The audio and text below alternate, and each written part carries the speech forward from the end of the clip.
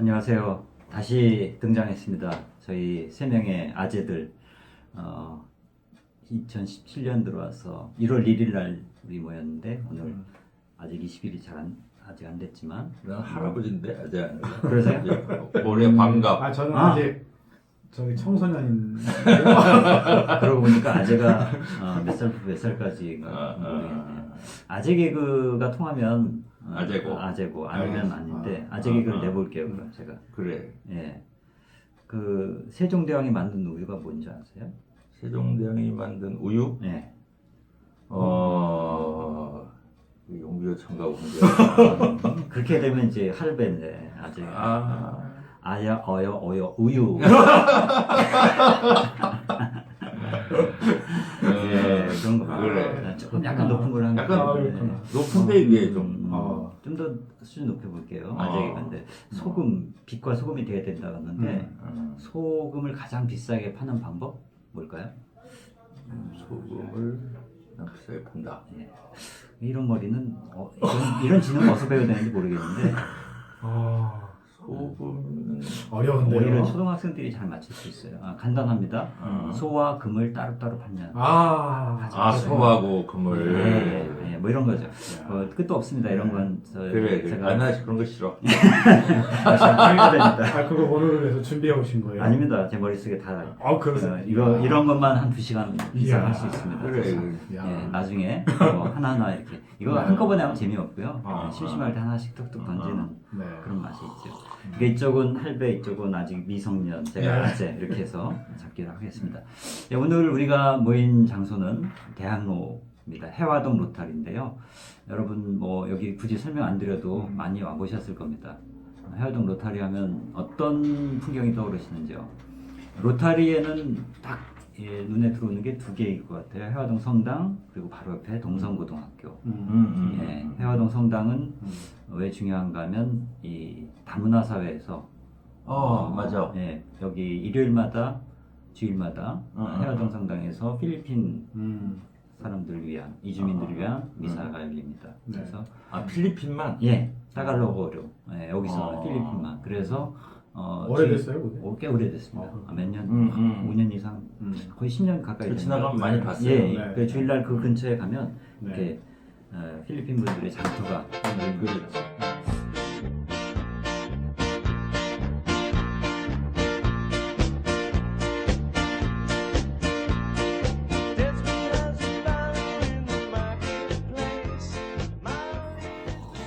왜 교회와 장터가 이렇게 연결될까 하는 것도 재밌죠. 음. 옛날부터 좀 관련이 있었던 것 같아요. 복음서 봐도 예수님이 성전에서 뭐 비둘기 파는 사람 막 했단 말이죠. 그렇죠? 네. 그렇다는 건 그 당시에 예배당에 온 사람들 또는 그 사람들을 겨냥했을까? 아니면 이게 모인 김에 같이 뭐 했을까? 시장과 종교 이런 것도 갑자기 생각이 납니다. 그렇죠. 그때 이제 광장, 이제 그 유럽의 도시는 그 광장이 있고, 광장 앞에 이제 성당이 있고, 그래서 그 광장은 시장이 됐었죠. 그래서 뭐 그 광장에 교회도 있고 시장도 열린다. 그게 이제 모든 길은 그 광장을 향해서 나 있다 하더라고요. 옛날에 그 김숙은 거축가 그 양반이 유럽에 대해서 유럽 도시에 대해 쓴 글이 있어요. 내가 또 거리 공간에 관심이 있으니까 그런 책을 찾는데 거리 공간에 대해 쓴 글들이 없는 거야. 한 거의 20년 전이죠. 근데 이 양반이 쓴 그게 이제 눈에 들어와서 대개 이제 건축가들이 이제 그런 글들을 써줬어요. 아주 그것만으로도 큰 도움이 됐어요.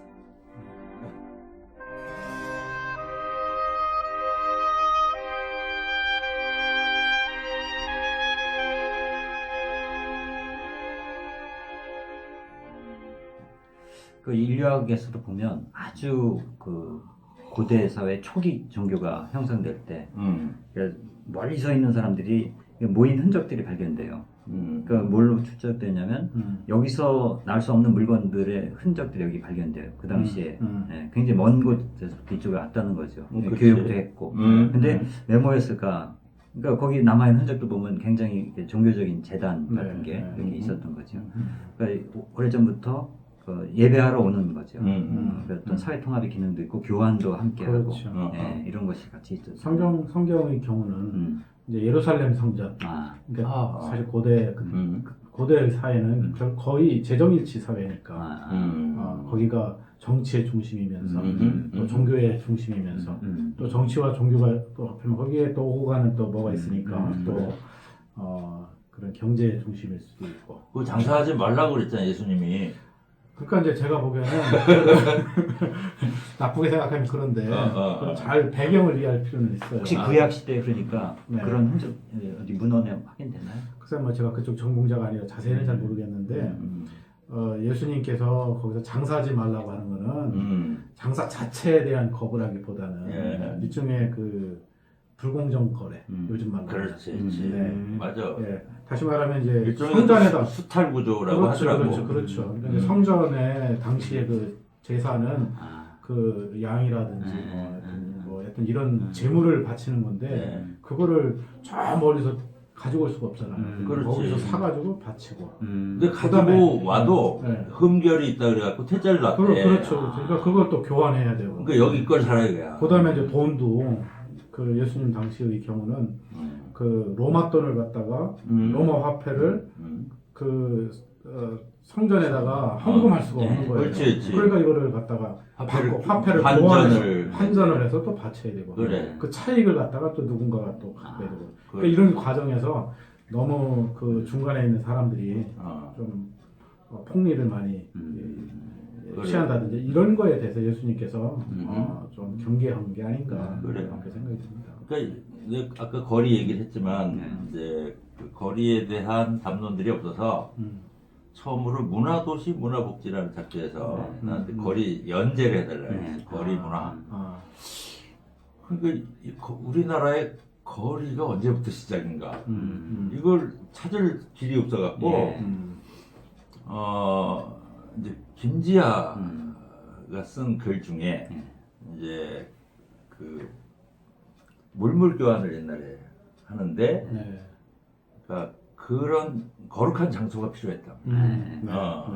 그리고 서로 이해관계가 있는데 이 이해관계를 남들을 이렇게 좀 거룩하게 해서 불만이 없도록 만들 수 있는 장소가 필요한데 그 거룩한 장소가 뭐냐면 그 역상이라는 거야. 그러니까 산 위에 물이 있는 곳. 가만있어 보자. 역상. 네, 역상.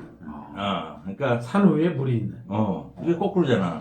물은 밑에 있어야 되는데. 그렇죠. 그러니까 거꾸로 역자. 그렇지. 그래야 이게 정스러운 것이다라는 거지. 특별한. 역상, 역산. 역상. 높은 상자. 상이 어떤 상자예요? 그러니까 그 상상할 때 상상할 때 형태가 여기다. 여기다. 그런 거지. 그래서 그러니까 이제 환웅이 내려온 이제 우리가 신시라고 할 때 그 시라는 말은 도시 개념이 아니고 시장이다. 그렇죠. 라고 이제 해석을 한 거예요. 예. 그러니까 그곳에서 시장이 열렸다. 그러니까 멀리서 이제 자기들이 생산한 물건을 가지고 와서 여기서 만나서 그럼 이렇게 필요한 대로 서로 나눠 가져야 되는데 이것을 누군가 조율을 해줘야 된다는 거죠. 근데 조율하는 방법이 제사다. 그래서 제사를 지내는데 그 제사를 잘 지내는 사람이 있었다 이거야. 다 여기 내놔라. 그리고 이제 뭐 춤도 추고 이러면 이제 메시지도 하고 그걸 잘하는 사람이 환웅이었던 거 아니냐. 이거는 내 상상이에요. 그래서 환웅이 어쨌든 그런 이제 무당으로서 이제 무당으로서 경제적인 조율까지 그렇죠. 조정까지 해주는 역할을 했다는 거죠. 그러니까 시장이라는 것은 거룩한 곳에서 이루어져야 되는 거야. 그래서 아까 말한 교회와 그렇죠. 시장이 함께 있는 것도 그렇게 보면 그 타당한 것이죠. 그러니까 요새 사회적 경제 얘기를 하는데 그 배경에는 그 이전의 경제는 사회적 경제가 아니었다는 거죠. 원래는 칼 폴란이라는 그 경제 인류학자의 얘기에 따르면 근대 이전까지는 사회 속에서 시장이 있었다, 경제가 있었다. 근데 근대 들어오면서 시장이 더 사회를 잡아먹고 시장이 모든 걸 지배하는 시대로 왔다. 그쵸. 그래서 상품화되지 말아야 될 것이 상품화되는데 토지, 노동, 자본, 돈 이 세 가지는 상품화되면 안 되는데 그것마저 상품화하면서 그래. 모든 걸 전면 지배했다. 근데 그 한계에 이제 도달했기 때문에 다시 사회 위에 시장을 놓자. 근데 그 사회라는 건 어떻게 보면 굉장히 폭넓은 거고 여기에 우리가 얘기하는 사회적 영성까지도 결합할 수 있는 이런 주제가 될 것 같아요. 네. 그래서 여러분이 해화동 로타리에 일요일에 혹시 오시게 되면 오후에 한번 구경해 보세요. 굉장히 재밌어요. 영상을 잘 찍으면 그 다 필리핀 사람밖에 없고 따갈로밖에 안 들려서 필리핀 물건밖에 없고 그래서 필리핀 와서 필리핀 온 거 같아요. 그렇게 찍어서 올리셔도 다 속으실 것 같은. 그래. 자 이제 대학로 하면 이제 해화동 하면 대학로죠. 대학로. 전 대학로 하면 항상 김광석 그래요? 네. 오. 제가 여기 와가지고 콘서트를 김광석 콘서트를 제가 몇 번 봤어요. 그 뭐더라 무슨 재미난 그분 노래 많잖아요. 아주 감성 자극해주는. 내 기억에 뭐더라 뭐 일어나 뭐 그런 90년대죠. 그러니까. 그렇죠. 80년대 말 90년대 뭐 그다음에 너무 아픈 사람은 사랑이 아니었다 뭐 그런 내용. 합전소극장이었던 것 같아요. 학생이었는데 네. 아주 기억이 아주 그랬대. 생생합니다. 그러고 나서 제가 우연히 대구에 한번 놀러 갔었거든요. 네. 거기 김광석 거리가 있더라고요. 네. 있죠. 그 묘하게 여기 해화동하고 대학로하고 그 대구의 김광석 거리가 묘하게 이렇게 매칭이 되면서 많은 스토리가. 저도 가끔 가요. 술 한잔 하러. 대구가 대기시니까. 예. 네. 산책하기 좋은 것 같아요. 김광석 거리를 만들게 된 게 방촌시장이라고. 이 시장이 이제 이제는 손님이 없으니까 그 예술가들을 입주시켰어요. 그 싸게 이제 그 구청에서 지원을 거기도 해서. 그럼 일종의 여기처럼 예술가 거리 뭐 그런 건가요? 그런 건 아니고 이제 재래시장을 이제 다시 좀 복원하는 개념에서 그 이제 지원 사업에 이제 돼가지고 그래서 이제 구청에서도 이제 매칭 펀드로 해서 하는데 이제 주로 미술가들이 들어간 거죠. 네, 그렇군요. 근데 이 양반들이 이제 거기 그럼 하나씩 자기 갤러리도 아니고 이게 작업실도 아닌 묘한 그런 공간이 있는데 사람들이 잘 안 오고 이게 잘 안 되는 거예요, 사실은. 심심하니까 저 벽에 가서 그림을 그린 거야. 그쪽 이게 이제 벽이 있는 거예요. 벽화를 근데 벽에다 그리는데 김광석 여기에 살았다니까 김광석도 그리고 뭐 이러면서 이제 원래 그 하려던 방촌시장 복원 개념은 의미가 없어졌고 오히려 그게 여기 사람들이 찾아오기 시작한 거야. 그러니까 사람들이 많이 오니까 당연히 술집이 생기고 이러면서 옛날에 있던 상점들은 밀려나죠. 그 지주들은 돈 많이 주는 사람들 세를 주니까 김광석 스타일의 골목이 주점도 그렇게 해서 이제 유흥가가 돼버렸죠. 시장이 유흥가가 되고. 유흥가 그러니까 느낌이 좀 다르네요. 김광석 거리하고 유흥가 그러니까 조금 근데 뭐 난 나쁠 거 없다고 보는데 이제 김광석이라는 인물이 우리 대중의 어떤 정서 이걸 이제 그 트로트로도 해결할 수 없고 그렇지. 무슨 가곡이나 팝송으로도 해결할 수 없는 그 무엇을 건드린단 말이죠. 우리 아재의 마음. 그럼 그 위로받으러 가면 술 한잔 해.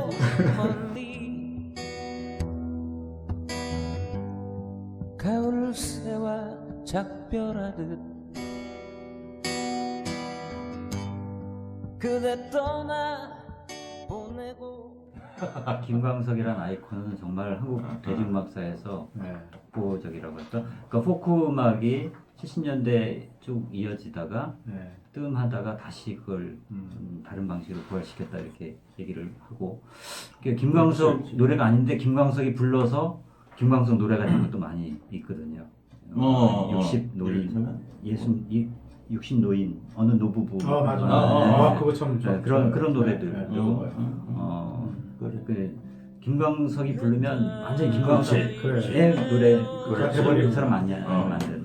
그러니까 이게 장르가 아니야. 내가 볼 때는 장르가 아니라 김광석이 풀어낼 수 있는 정석. 이따 집에 가서 다시 한번 들어봐야 되겠는데 분위기 잡고. 옛날에 그 영화 저기 휴천선 맞아 JSA 이제 거기에서 맞아 송강호가 이등병의 노래 듣거든요. 이등병의 편지. 북한 군인이었죠. 맞아. 송강호 걔는 왜 일찍 죽었다냐 뭐 이렇게 그런 대사가 떠오릅니다. 자, 이 대학로 하면 연극 얘기를 해야 되지만 그건 너무 큰 얘기라서 따로 하고요. 이름을 좀 따져보고 싶어요. 재밌게도 대학로에 대학이 없어요. 물론 성균관대학교, 방송대학교 있지만 그것 때문에 여기에 대학로라고 붙여졌지는 않았죠. 그렇게 따지면 신촌을 붙여야지 맞죠? 84년에 이거 특별구역으로 지정이 됐고 85년부터 그 이름으로 불리기 시작했습니다. 왜 대학로라고 이름 붙여졌다고 알고 계신가요? 서울대가 있던 자리. 네. 예. 그렇죠. 그런 거 같아요. 서울대학교 마로니에 가만있어 서울 옛날에 그렇지. 물리대가 물리대. 물리대. 그 한국의 굉장히 중요한 의사결정 구조가 어떤 엘리트들에 의해서 결정이 됐는지 이런 걸 알게 되고 한국에서 대학이라는 코드가 뭐길래 이렇게 대학이 없는 곳에 대학로라는 이름 붙여졌을까? 그건요 서울대 입구역 2호선에 서울대가 없습니다. 버스 타고 한참 들어가야 돼요. 그래. 저쪽 4호선 타고 안산에 가면요 한대합역이에요. 한대 아닙니다. 입구도 아닙니다. 한대합역인데 거기서 한참 들어가야지 한양대학교가 있어요.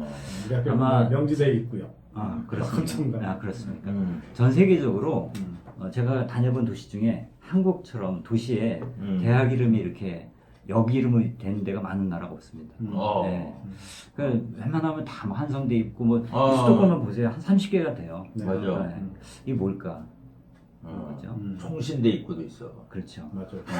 이수역하고 가로쳐놓고 가로쳐놓고. 가로라도 쳐서 대학 이름을 넣어야 되는데 한편으로는 대학이 홍보를 해야 되는 그런 절박함도 있겠고 그런데 뭐 서울대 이런 데는 홍보할 필요가 없는 대학이거든요.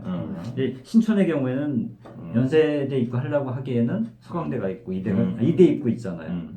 그다음에 연대 입구 하려고 그러는데 서강대가 있기 때문에 그런 거 하지 못한 거고. 힘이 세다는 거네 어쨌든 대학이. 그렇죠. 그렇지. 그렇게 생각하니까 거리와 대학 사이의 관계, 권력 관계, 그 조금씩 읽혀지네요. 네. 한국에서 거국적 의례라고 하는 것은 대학 입시, 그러니까 전 국민이 동시에 딱 몰입하는 그 예를 들어서 수능 때는 지금도 이렇게 듣기 평가, 그렇죠. 영어 그때 비행기 뜨고 내리는 걸 통제하지 않습니까? 어느 한 고사장에서라도 그 소음 때문에 못 들으면 전국이 사고가 나거든요. 90년대에는 여름에 그때는 학력고사라고 했는데 그때 재밌는 기사가 매미 소리가 시끄러워서 그 전날 농약을 다 쳐갖고 매미들 다 죽여버렸던. 어마어마. 그러니까 우리나라 평등 기자가 두 개죠. 하나는 군대하고 대학이거든요. 그러니까 이 두 개에서 병역 비례하면 이해창처럼 떨어지고 이번에도 정유라 대학 입시 이것 때문에 그렇죠. 이제 결국 거기서부터 시작해서 터진 거잖아요. 그러니까 지금 우리나라에서 대학의 위상이 뭔지 이걸 좀 드러내는 현상들이 많이 있습니다. 그러네. 그리고 이게 대학이 있으면 그 주변에 이제 경제 상가들이 그렇죠. 먹고 사는 거예요. 그렇죠. 그러니까 거기다 뭐 대학 이름 붙인다고 전철역에 반대할 사람이 없지. 그렇죠. 한양대학교도 듣기로는 이거 뭐 나가도 될지 모르겠는데 한양대가 거기 땅을 많이 사놨대 애들이. 그러는 굳이 왜 그렇게 멀리 터를 잡고 여기 역을 잡았냐. 그 사이에 땅이 땅값이 오르거든요. 그렇지. 한국에서 이 땅 갖고 장사해서 돈 버는 재미를 붙인 게 사학재단들이거든요. 그래. 네. 그러고 보니까 이제 평택에 내가 이제 그 뭐 지역문화 운동을 하겠다고 평택에 그 1985년 뭐 그때 내려갔어요. 내려갔는데 그때 이제 그때 시가 아니었죠. 시가 아니었고 근데 이제 시가 되면서 아마 그 시장 후보인가 뭐 시장인가가 시장 대선가 이제 그 뭐 연설을 하는데 뭐 공약이었는지 뭔지 모르겠어요. 그러니까 우리가 평택대학도 있고 모두 있고 이게 대학들이 있다는 거야. 그러면 왔다 갔다 하면 여기서 맥주라도 한잔 하면 얘네들이 우리 경제가 되는 거 아니냐 이러면서 원룸도 있고 그런 대학들을 우리가 지원해야 된다 이런 식의 얘기를 그러면서 수원에서도 놀러 오고 여기는 그 유흥도시로서 키우겠다. 난 그런 그냥 처음 들은 거야. 유흥도시라는 게 어떻게 도시의 비전. 네. 먹고 사는 길이 그거밖에 없었겠지. 참 이렇게 한 공간 또는 하나의 기관, 제도만 들여다봐도 프리즘처럼 많은 것이 비춰집니다.